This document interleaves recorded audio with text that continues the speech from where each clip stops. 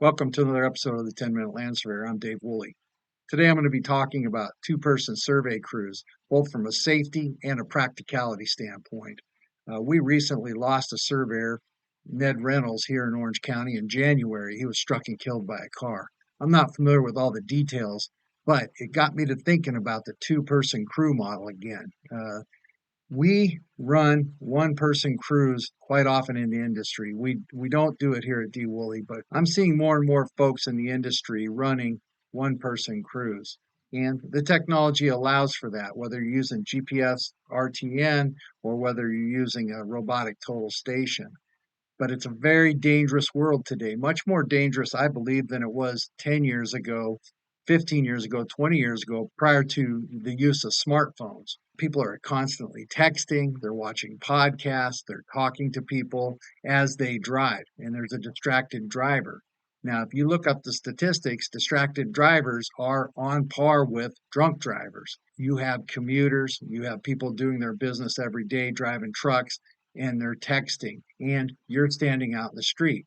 Now, when you're a one person crew and you're in the street, you're not looking around at the vehicles traveling around you. The nature of the work requires you to be looking down at your data collector and pushing buttons and collecting information. And then you look up, you walk, you look down. Therein lies the danger, is you are not fully aware. Now, historically, when I worked in the field as a two-person crew or a three-person crew, what we would do is when one person is down digging a hole or measuring something, the other person's up. And you never have two people looking down in a manhole at the same time. One person is always up, looking, making eye contact. They will see distracted drivers and either get their attention or they can alert the person that there's a distracted driver. I can point to one situation that happened in Stanislaus County back in 2016. Take a look at the screen here. There was a surveyor killed in Stanislaus County about 8-10 years ago. And if you look at the video, there's not much to see there other than it's a rural area. So what happened in this case is it was after hours or after work. The surveyor went out to open up a manhole or open up a monument well, I don't recall which, and there's a little whoop-de-doo in the road where it crosses a channel, and you can see the channel in the video. And so what happened is you have a truck coming down the road, the surveyor is down on his hands and knees, and so when they're looking ahead, they are looking right over the top of the surveyor. They can't see him.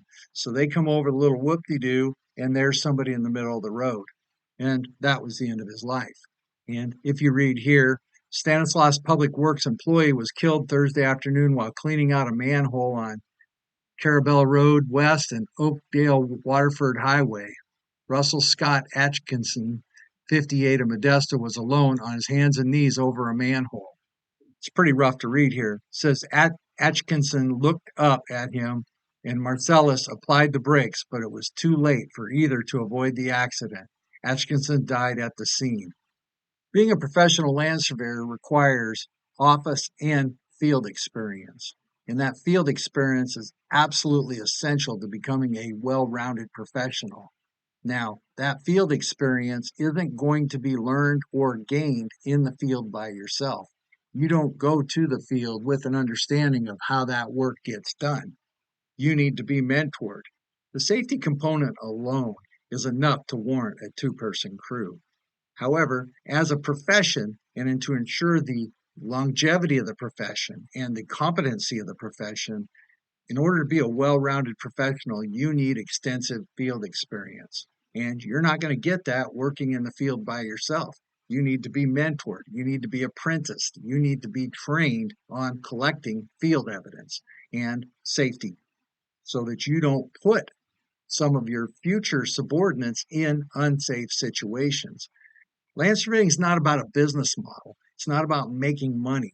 It's about offering a professional service. And it is in this context that the industry demands that we run two-person survey crews in almost every instance.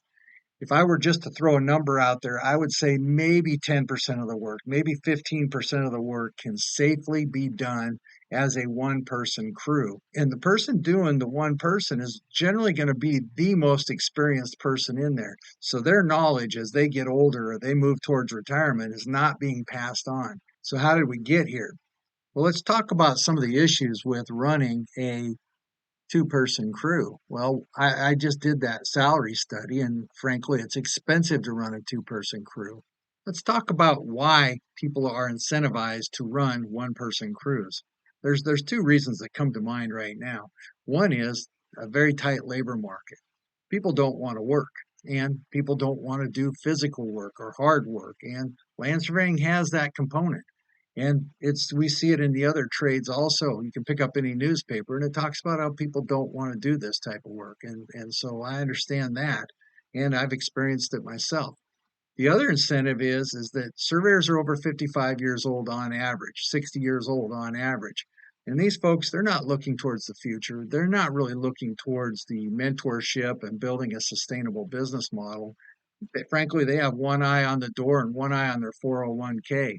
And there's a cost savings by fielding one person. Send one person out, cut your costs in half. Now, if you have a time and materials type of contract, an hourly contract, it takes more time for that one person. So it's kind of a win-win for that employer. I can send one person out, cut my costs down, and it takes me more hours to do the work, and therefore I can bill more money. And that's unfortunate when you're talking about the lives of other people. The rest of the story goes something like this. I spent a lot of money on this technology with the idea that I would reduce my costs, and the technology allows me to run one person crews. And therefore, why wouldn't I? Here's what we do. We very seldom have a one person crew. And when we run into an instance where we can safely run a one person crew, there's still two people on site. So what we do is we'll often put two instruments inside of one survey truck, or we'll take two trucks with two complete setups. And the day will break down like this. We'll send out a two-person crew, and they'll be in the street and they'll be doing the work. They move on site and they're doing their topography. Well, then they'll split up on site and they'll do their own collection. And if a situation comes up where there's a unsafe condition, each of those people have somebody on site to help them. So there's no reason to ever be in an unsafe condition. It's never going to be, well, it was just going to run out into traffic for one quick shot. There's no reason for that. They have one or two trucks. They always have two instruments. And if the opportunity to use the technology safely comes up, then they can split. Now, what's the financial end of that? Well, it works out better for the guy who's got one eye on the door and one eye on the 401k. Let's just say that a two-person crew costs $350, which is about the going rate these days, or a one-person crew costs $200. So what's the difference? Well, if I have a 10-hour day and they're working as a two-person crew for 5 hours at $350, and then they're working 5 hours at $200 each, $400 an hour, you can do the math yourself. I've created a very safe situation. There's two people on the site. I can bill 2 or 3 hours where they need to work together safely at $350 a crew hour, and I can bill the remaining 6 or 7 hours at $400 an hour by virtue of just having an extra instrument out there. All of a sudden, the dynamics on the site change. You put away an instrument, you go back to a two-person crew. I've been doing this for well over 10 years. So for the person that is looking to be profit motive and at the cost of safety of their employees, I just demonstrated you can have it both ways. You can make more money and operate more safely. And very importantly, you're able to prolong the profession. You're able to mentor people. You're able to train people to become professional land surveyors. Because frankly, the technician days are going away. You need to be moving your staff to LSITs and PLSs. It's safer to run a two-person crew. It's more profitable to run a two-person crew. It's more productive to run a two-person crew by utilizing the technology and running two one-person crews on the same job site. Do the math. Check it out. See what you can do. Pack away your clown shoes. Put away your mini bike.